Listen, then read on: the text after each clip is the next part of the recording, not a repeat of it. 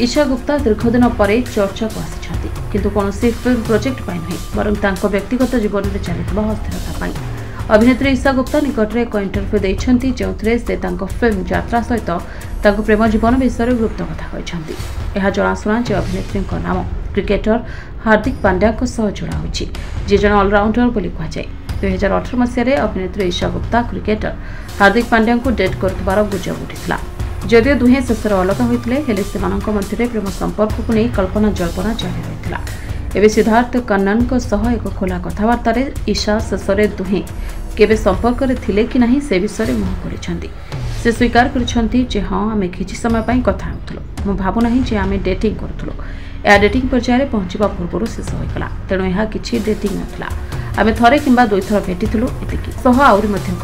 यह किसी मास यह शेष होगा जितेबाला पचरागला जे सेमाने एक दंपति हो पारि थांते कि ईशा गुप्ता उत्तर देले हुए तो यह हो पारे हेले सही बिचरा लोकटी लाइव टीवी किसी कथा कहबा परी दुर्भाग्यर सम्मुखीन होता